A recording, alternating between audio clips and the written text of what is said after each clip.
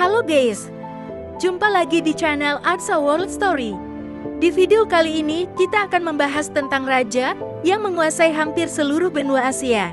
Bagaimanakah kisahnya? Apakah yang membuatnya sukses menguasai satu benua? Yuk kita saksikan. Sebelum menonton jangan lupa like, komen, dan subscribe channel ini, agar kami lebih semangat lagi membuat video informatif lainnya. Selamat menonton!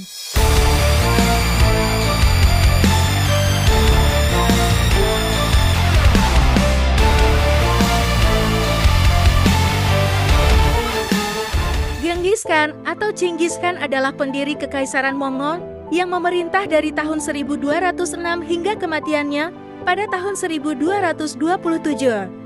Lahir dengan nama Temujin, dia mendapatkan gelar Genghis Khan yang berarti penguasa semesta setelah menyatukan seluruh suku Mongol. Dia begitu kejam pada musuh-musuhnya, tidak terhitung banyaknya orang tak berdosa yang dibantai selama kampanye terornya mencapai jutaan menurut para penulis abad pertengahan. Genghis Khan menyerang wilayah sebelah Xia dan Jin kemudian dinasti Song di Cina. Di arah lain, pasukan gerak cepatnya menyerang Persia, Afghanistan, dan bahkan Rusia. Genghis Khan memiliki reputasi yang menakutkan. Tetapi dia adalah seorang pemimpin cakap yang mengenalkan tulisan pada bangsa Mongol.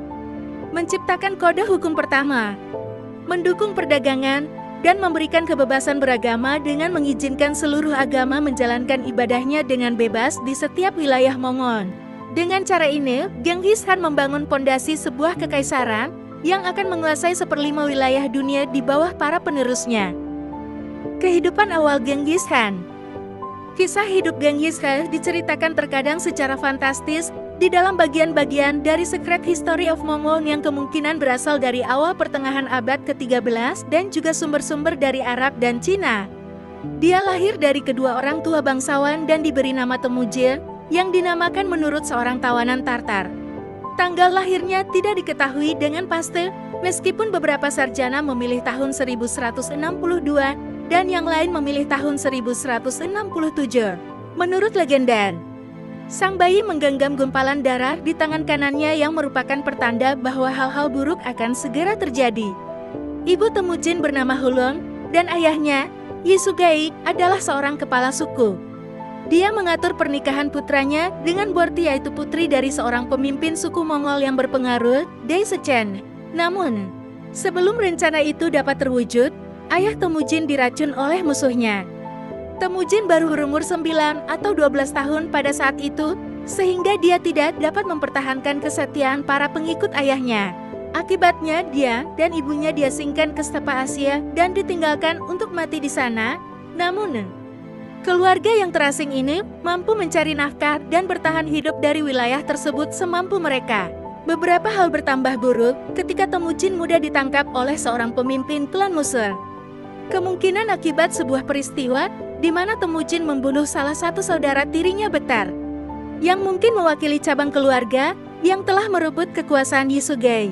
Untungnya, Temujin dapat melarikan diri pada malam hari dan beberapa pengikut setia ayahnya bersama dengannya saat itu.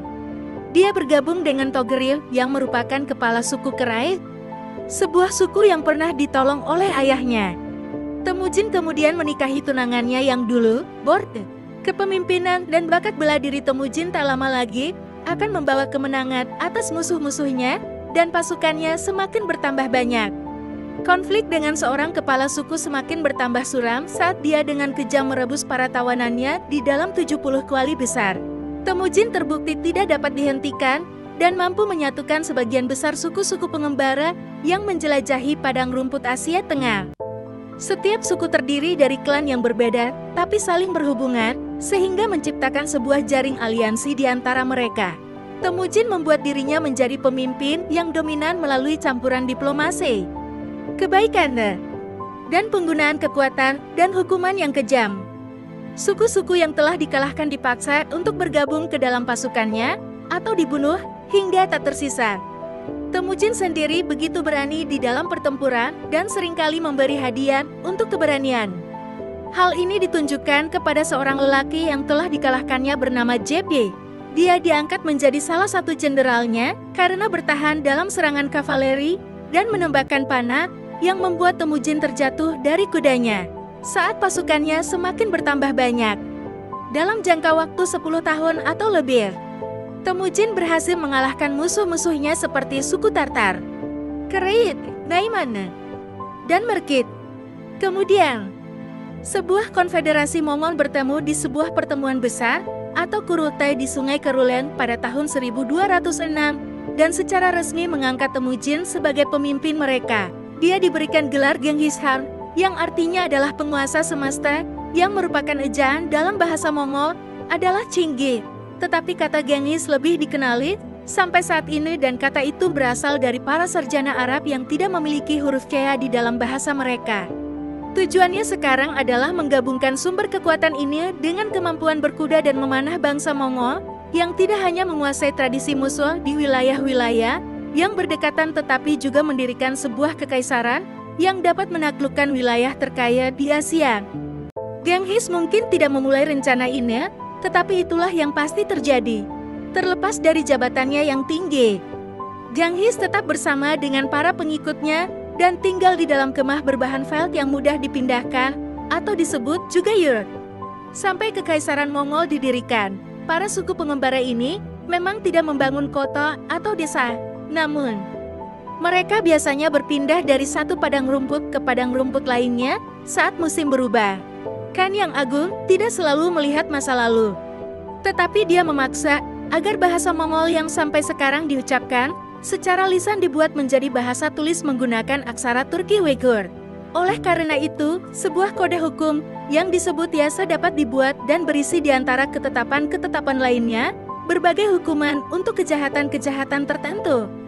Inovasi lainnya adalah perkembangan sistem pos di mana kurir berkuda dapat membawa pesan dengan cepat melewati jarak yang jauh, dan bagi mereka disediakan pos biasa untuk beristirahat, makan, dan mengganti kuda. Jaringan ini terbukti sangat berguna selama kampanye perang saat informasi intelijen perlu disampaikan dengan cepat. Genghis juga membuat pasukannya menjadi lebih kokoh dengan menghindari tradisi untuk membentuk divisi-divisi berdasarkan kesukuan karena dapat membuat mereka terpecah belah akibat persaingan lama. Untuk mengamankan jabatannya, Khan Agung membentuk dan mengembangkan pasukan pengawal pribadinya, yaitu kesiktan dari 800 menjadi 10,000 prajurit. Komposisi kesatuan yang beragam dan juga fakta bahwa para anggotanya diambil dari putra dan saudara para komandan senior secara tradisi menjamin kesetiaan mereka. Kelak, mereka bersumpah setia secara mutlak pada Han sebagai balas budi untuk kebaikan-kebaikan istimewa mengenai rampasan perang. Ditambah lagi, banyak dari mereka yang mendapatkan berbagai pekerjaan administrasi penting di wilayah yang telah ditaklukkan oleh Mongol. Seni Perang Mongol. Bangsa Mongol telah bersatu dan pasukan mereka memiliki beberapa keunggulan daripada para tetangga mereka yang lebih besar dan kuat. Mereka adalah pemanah handal yang dapat menembak jauh dengan busur gabungan, dan juga prajurit tangguh yang sanggup menunggang kuda berhari-hari dengan sedikit makanan dan air. Kuda-kuda mereka yang kekar tapi gesit adalah wujud senjata itu sendiri, dan sanggup bertahan di suhu yang ganas. Pasukan Mongol memiliki kavaleri ringan dan berat. Setiap penunggang kuda memiliki kuda cadangan yang dapat mencapai 16 ekor, sehingga mereka dapat berjalan sangat jauh. Selain itu, pasukan Mongol tidak pernah menolak kesempatan untuk menggunakan taktik dan teknologi musuh.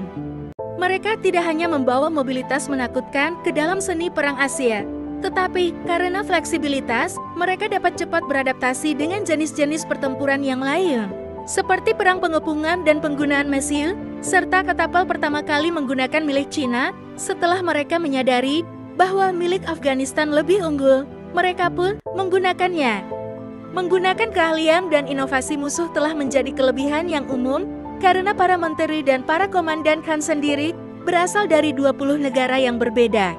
Keunggulan yang lain adalah Genghis Khan tahu cara memanfaatkan perpecahan di dalam musuhnya dan membangkitkan persaingan lama yang dapat melemahkan aliansi musuh. Informasi semacam ini sering diperoleh dari para mata-mata dan pedagang. Terakhir, motivasi pasukan Mongol begitu tinggi karena seni perang Mongol dirancang hanya untuk satu tujuan, mendapatkan rampasan perang. Para komandan perang yang menang berharap mendapatkan petak tanah yang luas untuk dikuasai sesuka hati mereka. Sedangkan Khan yang Agung menerima upati dari para penguasa yang diizinkan untuk tetap berkuasa sebagai pengikut Mongol. Singkatnya, sekali bergerak, pasukan Mongol sangat susah untuk dihentikan. Kekaisaran Mongol. Genghis menyerang negara dinasti Jin atau Jurchen dinasti Jin dan dataran Sungai Kuning pada tahun 1205 sampai tahun 1211. Invasi terakhir melibatkan dua pasukan Mongol yang masing-masing berjumlah 50.000 prajurit. Jurchen menguasai sebagian besar wilayah Cina Utara dan sanggup menerjunkan 300.000 infanteri dan 150.000 kavaleri, tetapi taktik gerak cepat Mongol membuktikan bahwa jumlah bukanlah segalanya. Genghis akan menjarah sebuah kota dengan kejam, kemudian melarikan diri, agar pasukan Jin dapat mengambilnya kembali dan harus mengurus kekacauan yang ditinggalkan. Taktik ini bahkan digunakan berulang kali di kota yang sama. Strategi lainnya adalah menaklukkan sebuah kota, meluluh lantakannya, membunuh setiap penduduknya, kemudian memperingatkan kota-kota terdekat bahwa mereka akan menerima nasib yang sama jika tidak segera menyerah. Tindakan teror lainnya adalah menggunakan para tawanan sebagai perisai hidup. Salah satu pejabat Jin, Yuan Haon tahun 1190 hingga tahun 1257 menulis puisi berikut ini untuk menggambarkan kehancuran akibat invasi Mongol. Untuk menambah penderitaan negara Jin, mereka juga ditimpa permasalahan dari dalam seperti korupsi kronis yang membuat peti penyimpanan negara kosong, bencana alam, dan pembunuhan para pejabat tinggi, termasuk Kaisar Feide di tahun 1213. Para penguasa negara Jin terpaksa lari ke selatan, menyepakati perjanjian damai dan membayar upeti kepada Han Agung pada tahun 1214, meskipun mereka mungkin senang diperhadapkan pada pilihan belaka.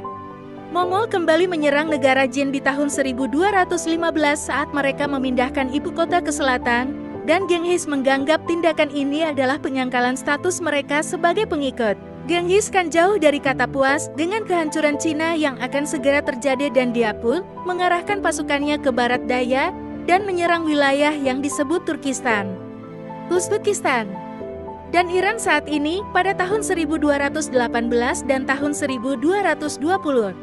Sasarannya adalah Kekaisaran Khwarezmian. Genghis mengirim sebuah misi diplomatik yang meminta Shah Khwarizmi untuk menyerah pada kekuasaannya, tetapi Shah malah membunuh para duta besar tersebut. Genghis merespon dengan menerjunkan 100.000 prajurit yang bergerak cepat melalui Persia dan memaksa Shah untuk melarikan diri ke sebuah pulau di Laut Caspia. Bukhara dan Samarkand ditaklukkan di antara kota yang lain, dan Genghis Khan dengan kejam dan tanpa ampun menghancurkan begitu banyak kota, membunuh orang-orang tak berdosa, bahkan menghancurkan sistem irigasi utama di wilayah tersebut. Julukan si jahat atau sang terkutuk ada bukan tanpa alasan. Pasukan Mongol bergerak cepat ke Afghanistan Utara di tahun 1221 dan di tahun 1222. Pasukan gabungan Kipchak dan kerajaan Rus dikalahkan di Kalka, kemudian mereka mengelilingi seluruh wilayah Laut Kaspia saat kembali ke Mongolia. Reputasi menakutkan bangsa Mongol sebagai pasukan militer serupa dengan sebuah wabah besar dan itu tak dapat dipungkiri. Ada sisi lain dari penaklukan Genghis Khan. Dia tahu untuk mempertahankan wilayahnya, agar tetap dapat menghasilkan kekayaan yang terus-menerus, harus ada sebuah tempat yang memiliki pemerintahan stabil. Karena itu, para penguasa diizinkan untuk tetap berkuasa, ada toleransi beragama untuk setiap agama yang berbeda di dalam wilayah kekaisarannya, perdagangan antar negara digalakkan, dan para pedagang keliling diberikan perlindungan. Kampanye perang di Asia Barat dan pinggiran Eropa membawa Genghis Khan dan bangsa Mongol pada perhatian sekelompok sejarawan yang berbeda dari Cina. Khususnya sejarawan Persia Minhaj al-Sirajuzjani tahun 1193 yang menggambarkan sosok Khan Agung karena pada waktu itu dia dianggap sebagai sosok legendaris. Kematian dan warisan Genghis Khan. Genghis Khan wafat pada 18 Agustus tahun 1227 akibat penyakit yang tidak diketahui. Kemungkinan awalnya akibat terjatuh dari kuda saat dia berburu beberapa bulan sebelumnya. Pada waktu itu, dia kembali ke barat laut Cina untuk mengepung ibu kota negara Xia Zongxing. Dan berita tentang kematian pemimpin agung disembunyikan dari pasukan Mongol sampai kota tersebut ditaklukkan dan penduduknya dibantai. Jenazahnya dibawa kembali ke Mongolia untuk dikuburkan, tetapi lokasi kuburannya tidak diketahui, sebuah keputusan yang menyebabkan banyak spekulasi hingga saat ini. Sumber abad pertengahan menyebutkan bahwa kuburannya berada di sekitar pegunungan suci Burkan Kuldon, dan putranya Ogedei mengorbankan 40 budak perempuan dan 40 kuda untuk menemani ayahnya ke alam baka. Genghis tahu bahwa para penerusnya akan berselisih untuk mengendalikan kekaisaran Mongol setelah kematiannya. Kaisaran dibagi di antara para putranya Jochi Chagatai, Tolui, dan Ogedei, yang masing-masing memerintah sebuah keranan, meskipun Jochi wafat lebih dulu sebelum ayahnya di tahun 1227.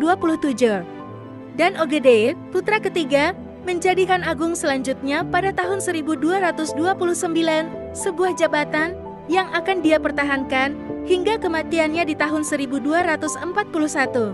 Langkah besar selanjutnya terjadi selama pemerintahan Kubilai Khan tahun 1260 hingga 129. Cucu Genghis yang menaklukkan sebagian besar wilayah Cina yang tersisa dari tahun 1275 dan menyebabkan kehancuran dinasti Song di tahun 1279. Kubilai mengumumkan dirinya sebagai kaisar dinasti baru Yuan di Cina. Selama lebih dari 2 dekade, Cina akan sepenuhnya didominasi oleh Mongol. Kekaisaran Mongol selanjutnya terus pergi berperang, termasuk ke Timur Tengah, Korea, dan Jepang dengan keberhasilan yang berbeda-beda. Tetapi pada akhirnya mereka menciptakan salah satu kekaisaran terbesar yang pernah ada. Genghis Khan meninggalkan bayangan yang jauh lebih lama dibandingkan kekaisarannya, karena dia dianggap seperti seorang dewa di daerah tersebut, dan seorang ayah bagi orang-orang Mongolia. Dia disembah di abad pertengahan, pemujaannya pun telah dibangkitkan lagi di zaman modern, dan sampai hari ini, dia tetap dihormati dengan upacara-upacara istimewa di ibu kota Mongol saat ini, yaitu Ulaanbaatar.